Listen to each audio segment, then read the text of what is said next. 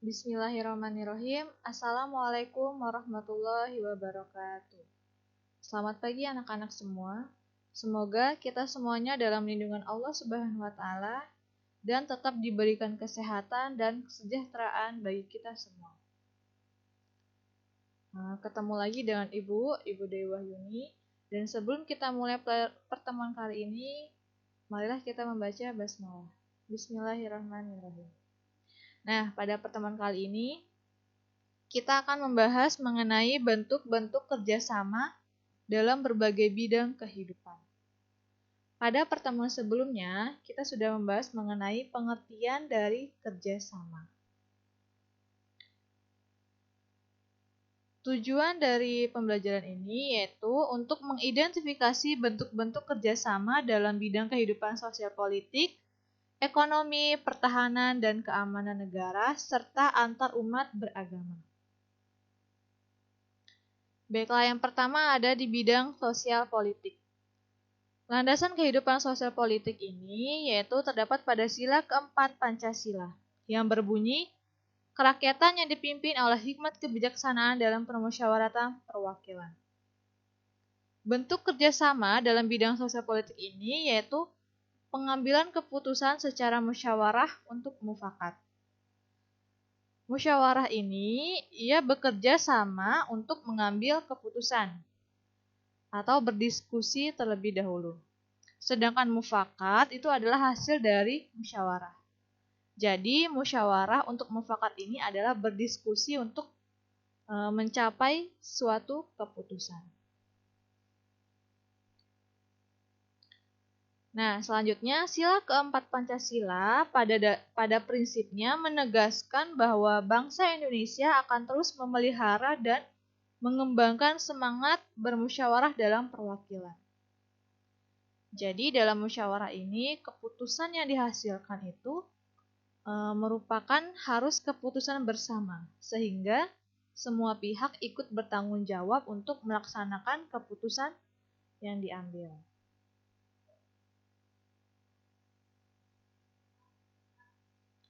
Selanjutnya pada bidang ekonomi. Landasan kehidupan ekonomi yaitu terdapat pada pasal 23A dan pasal 33 ayat 1 pada Undang-Undang Dasar 1945.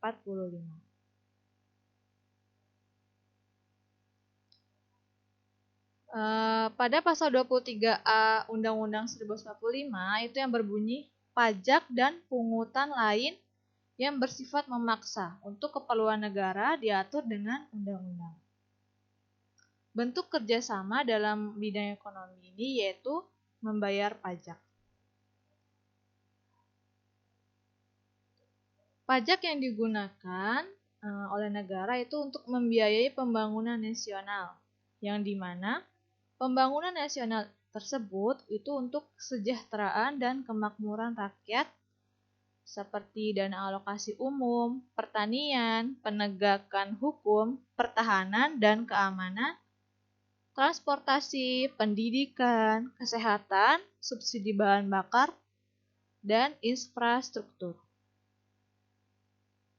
Harapannya dari pasal 23A ini adalah setiap warga negara diharapkan bisa bekerja sama dan bergotong royong membiayai pembangunan nasional tersebut melalui pajak yang dibayarkan.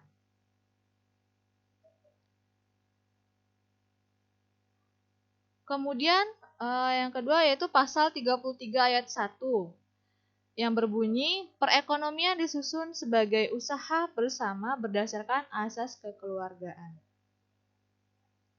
Kegiatan usaha ekonomi di sini digunakan prinsip kerjasama, saling membantu dalam suasana demokrasi ekonomi untuk mencapai kesejahteraan bersama secara adil, dan wujud dari badan usaha yang diharapkan pada pasal ini yaitu adalah koperasi.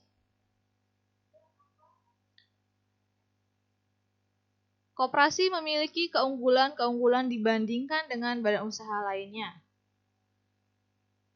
Yaitu yang pertama,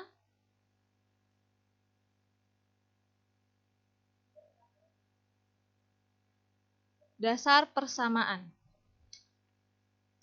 Dasar persamaan artinya setiap anggota dalam koperasi mempunyai hak suara yang sama. Yang kedua, persatuan. Persatuan artinya dalam koperasi setiap orang dapat diterima menjadi anggota tanpa membedakan agama, suku bangsa, dan jenis kelamin. Keunggulan yang ketiga yaitu pendidikan. Artinya, koperasi ini mendidik anggotanya untuk hidup sederhana, tidak boros, dan suka menabung. Keunggulan yang ketiga yaitu demokrasi ekonomi. Artinya, imbalan jasa yang disesuaikan dengan jasa masing-masing anggota berdasarkan keuntungan yang diperoleh. Dan keunggulan yang terakhir yaitu demokrasi kooperatif. Artinya, koperasi dibentuk oleh para anggota yang dijalankan oleh anggota dan hasilnya pun untuk kepentingan anggota. Berdasarkan keunggulan ini, koperasi itu sangat baik dikembangkan dengan sungguh-sungguh, yaitu sebagai wahana yang ampuh untuk mencapai suatu masyarakat yang adil dan makmur. Menurut Muhammad Hatta, pada pasal 33 ayat 1 Undang-Undang Dasar Negara Republik Indonesia tahun 1945, itu merupakan soko guru sistem perekonomian di Indonesia.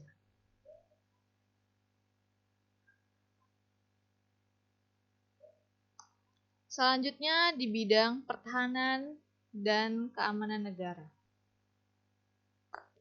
Landasan kehidupan pertahanan dan keamanan negara yaitu terdapat pada pasal 30 ayat 1 dan pasal 27 ayat 3 Undang-Undang Dasar 1945. Yang pertama pasal 30 ayat 1 itu berbunyi, tiap-tiap warga negara berhak dan wajib ikut serta dalam usaha pertahanan dan keamanan negara. Kemudian isi dari pasal 27 ayat 3 yaitu setiap warga negara berhak dan wajib ikut serta dalam upaya pembelaan negara. Sebagaimana yang tercantum pada pasal 30 ayat 1 dan pasal 27 ayat 3, setiap warga negara diharuskan bisa bekerja sama untuk dapat mewujudkan pertahanan dan keamanan negara. Dan untuk menghadapi segala bentuk ancaman yang dapat mengganggu keselamatan bangsa warga negara Indonesia. Bentuk kerjasama dalam bidang pertahanan keamanan ini yaitu bela negara.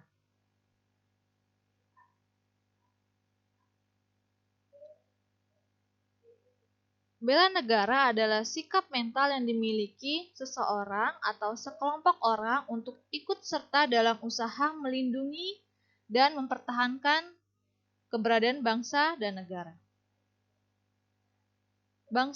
Bagi bangsa Indonesia, bela negara itu adalah hak dan kehormatan sebagai warga negara, sekaligus merupakan kewajiban hukum yang harus dijalani oleh setiap warga negara.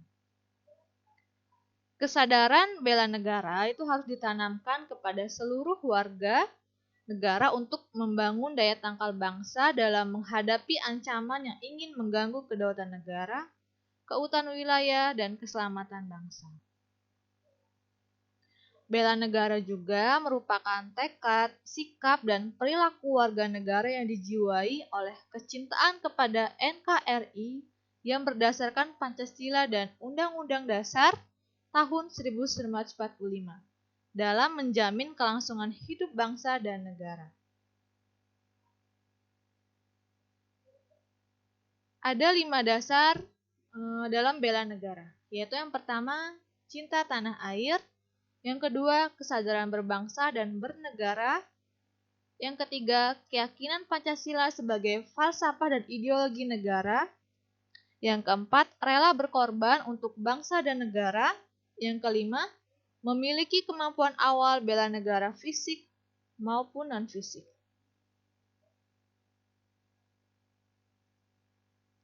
Selanjutnya, bidang antar umat agama. Landasan kehidupan antar umat beragama yaitu terdapat pada pasal 29 ayat 2 pada Undang-Undang Dasar 1945. yaitu yang berbunyi, negara menjamin kemerdekaan tiap-tiap penduduk untuk memeluk agamanya masing-masing dan beribadah menurut agama dan kepercayaannya itu. Bentuk kerjasama dalam bidang antarumat beragama ini yaitu toleransi dalam beragama. Adapun contoh kerjasama antarumat beragama adalah yang pertama, saling menghormati umat agama, umat yang seagama dan berbeda agama. Yang kedua, saling menghormati juga lembaga keagamaan yang seagama dan berbeda agama. Dan yang ketiga, sikap saling menghormati hak dan kewajiban untuk umat beragama. Nah, dalam mengembangkan sikap kerjasama di berbagai bidang kehidupan masyarakat, setiap warga negara harus menghindari sikap-sikap tidak terpuji, yaitu yang pertama, sikap fanatik, yang kedua, sikap individualis, yang ketiga, sikap eksklusivisme, dan yang keempat, sikap primordialisme. Yang pertama, sikap fanatik. Sikap fanatik yaitu sifat yang merasa diri sendiri paling benar. Yang kedua, sikap individualis yaitu sifat yang lebih mendahulukan kepentingan sendiri. Yang ketiga, sikap eksklusivisme yaitu sikap yang selalu memisahkan diri dari kehidupan sosial di masyarakat karena adanya jurang pemisah akibat perbedaan suku bangsa, adat istiadat, agama, dan bahasa daerah. Yang keempat, sikap primordialisme yaitu perasaan kesukuan yang berlebihan.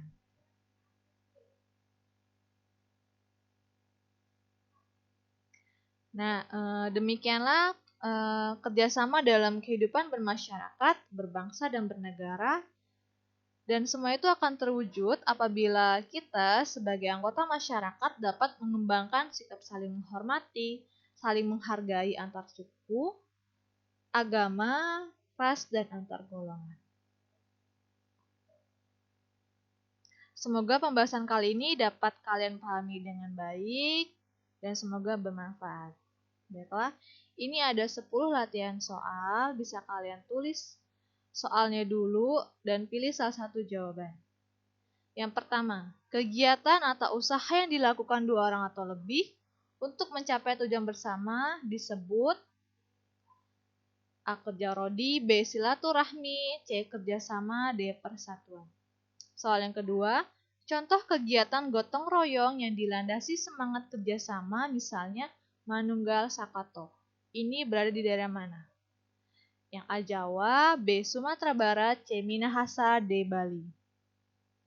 Soal yang ketiga, salah satu manfaat kerjasama dalam berbagai bidang kehidupan adalah A. Menghilangkan segala perbedaan, B. Mendorong kemandirian masyarakat, C. Memperkuat rasa kedaerahan, D. Menyelesaikan persoalan di masyarakat secara bersama-sama. Soal yang keempat, gotong royong merupakan perwujudan dari A. Undang-Undang Dasar 1945, B. Sila ketiga Pancasila, C. Pembukaan Undang-Undang Dasar Negara Republik Indonesia tahun 1945 pada alinea keempat, D. Sila kedua Pancasila. Soal yang nomor 5, oke, ini sama kayak nomor 3 ya. Sudah nggak apa-apa. Nomor 6, perekonomian disusun sebagai usaha bersama berdasarkan asas kekeluargaan. Adalah bunyi Undang-Undang Dasar 1945 pada pasal A. Pasal 31, B. Pasal 32, C. Pasal 33 ayat 1, dan D. Pasal 33 ayat 2. Soal nomor 7, setiap warga negara berhak dan wajib ikut serta dalam upaya pembelaan negara. Itu adalah bunyi Undang-Undang Dasar tahun 1945 pasal ayat 3, yang merupakan landasan kerjasama dalam bidang A. Bidang politik, B. Sosial budaya, C. Pertahanan dan keamanan, D. Ekonomi. Soal nomor 8, Daniel menjaga tas milik Fadil ketika melaksanakan sholat di masjid. Nah, dari penggalan cerita tersebut, ini merupakan salah satu bentuk kerjasama dalam bidang A. Antar umat beragama, B. Politik, C. Ekonomi, D. Pertahanan dan keamanan. Soal nomor 9, tujuan nasional bangsa Indonesia yang hendak dicapai melalui upaya pembangunan nasional itu tercantum dalam pembukaan Undang-Undang Negara Republik Indonesia tahun 1945 terdapat pada alinea keberapa? Yang A pertama, B kedua, C alinea ketiga, dan D itu alinea keempat. Soal nomor 10, pajak digunakan oleh negara untuk membiayai pembangunan nasional. Pernyataan tentang pajak ini dicantumkan dalam Undang-Undang Dasar tahun 1945. Itu terdapat pada pasal A, pasal 22 ayat. Pasal 22A, B, pasal 23A, C, pasal 23B, dan D, pasal 24A. Baiklah, semoga bermanfaat dan semoga kita selalu diberi kesehatan serta dilindungi oleh Allah Subhanahu wa taala. Marilah kita sama-sama mengucapkan hamdalah. Alhamdulillahirabbil alamin. Saya akhiri, wassalamualaikum warahmatullahi wabarakatuh.